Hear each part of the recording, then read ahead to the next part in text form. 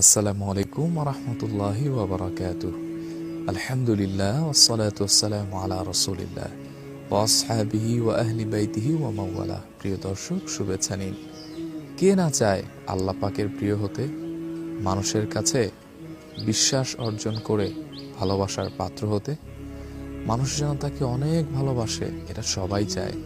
আমি চাই, আপনি চান, সবাই চায় যে মানুষ তাকে অনেক বেশি সম্মান করবে, রেসপেক্ট করবে, হৃদয় থেকে ভালোবাসবে, মানুষের হৃদয়ের মধ্যে একটি বিশাল জায়গা অর্জন করে ভালোবাসার পাত্র হবে।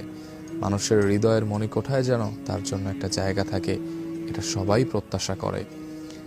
কিভাবে আমরা এই ভালোবাসা অর্জন করতে পারি, এর সম্পর্কে ১৫০০ বছর আগে আল্লাহর হাবিব সাল্লাল্লাহু আলাইহি ওয়া আলিহি ওয়াসাল্লাম এই উম্মতকে চমৎকার একটি মেসেজ দিয়ে গিয়েছেন, যে হাদিসটি আমিরুল মুমিনিন ফিল হাদিস ইমাম ইবনু হাজার আসকালানি তার বুলুগুল মারাম মিন আদিল্লাতিল আহকামের ১৪৭৩ নম্বর হাদিসে উল্লেখ করেছেন। وعن سهل بن سعد رضي الله عنه قال جاء رجل إلى النبي صلى الله عليه وآله وسلم فقال يا رسول الله دلني على عمل إذا عملته أحبني الله وأحبني الناس। প্রখ্যাত সাহাবী সাহল ইবনু সাদ আস-সাঈদী রাদিয়াল্লাহু আনহু থেকে বর্ণিত, তিনি বলেন, একদিন আল্লাহর হাবিবের কাছে একজন লোক আগমন করলেন। উপস্থিত হয়ে বললেন, হে আল্লাহর হাবিব, আপনি আমাকে এমন একটি আমল শিক্ষা দিন যা আমি পালন করে আল্লাহ পাকের প্রিয় হব।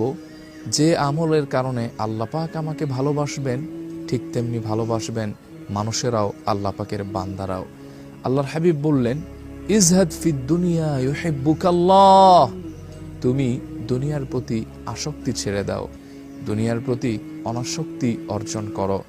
দুনিয়ার প্রতি তোমার যেন অ্যাট্রাকশন না থাকে, ঘৃণা জন্মাও। দুনিয়ার প্রতি মায়া বাড়িও না, বরং দুনিয়ার প্রতি তোমার সকল অ্যাট্রাকশন, মায়া, লোভ, এগুলি থেকে তুমি নিজেকে হেফাজত করো, তাহলে আল্লাহ পাক তোমাকে ভালোবাসবেন। সুবহানাল্লাহ। ওয়াজহাদ ফিমা ইনদান নাস ইউহিব্বুকান নাস।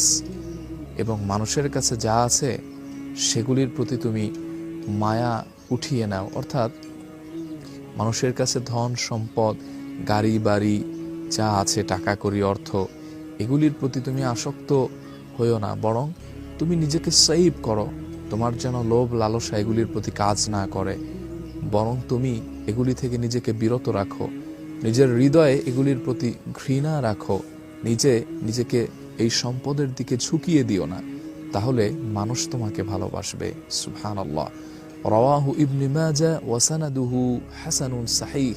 এই হাদিসটি ইমাম ইবনে মাজাহ রাহিমাহুল্লাহ বর্ণনা করেছেন, যার সনদটি হাসান সাহিহ।